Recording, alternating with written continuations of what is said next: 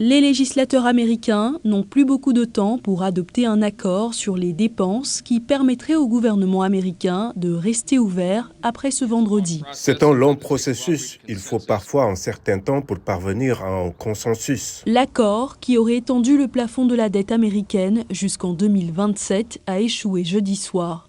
Il a été négocié quelques heures après que le président élu Donald Trump a publié sur son réseau Truth Social que les républicains devraient voter sur le relèvement du plafond de la dette avant d'adopter un projet de loi de financement. Dans une certaine mesure, c'est à son avantage. Si le Congrès s'en occupe maintenant, il n'aura pas à le faire plus tard ou à supporter le poids de la réaction populiste à l'augmentation de la limite de la dette. De notre côté, il s'agit d'une demande tardive. Le Congrès essaie de fermer ses portes avant les vacances de Noël et de quitter la ville. Et le relèvement de la limite de la dette est un vote extrêmement difficile.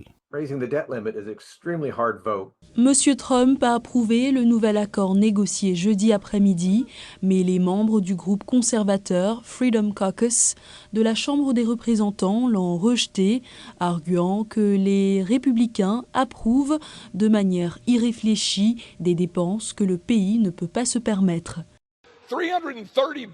330 milliards de dollars, félicitations. Vous avez ajouté à la dette depuis que vous avez retrouvé la majorité le 5 novembre.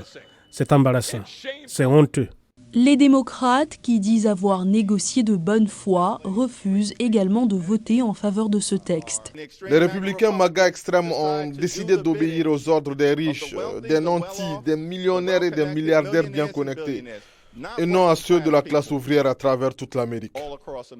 L'accord bipartisan initial prévoyait 100 milliards de dollars pour l'aide aux sinistrés et des milliards pour les agriculteurs américains et aurait financé le gouvernement jusqu'à la mi-mars. Mais plus tôt mercredi, Elon Musk, l'homme le plus riche du monde et un allié de Trump, a écrit sur sa plateforme de médias sociaux X « Arrêtez le vol de l'argent de vos impôts ».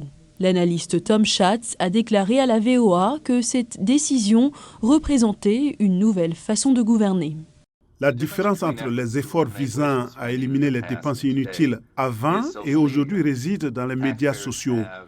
Les contribuables ont davantage la possibilité de faire connaître leur point de vue aux membres du Congrès et cela peut se faire plus rapidement s'il existe une législation visant à consolider des départements ou des programmes. Les médias sociaux permettent d'obtenir une réponse plus rapide et plus complète. Si les législateurs ne parviennent pas à un accord d'ici vendredi soir, des millions d'employés fédéraux seront mis en congé ou travailleront sans salaire.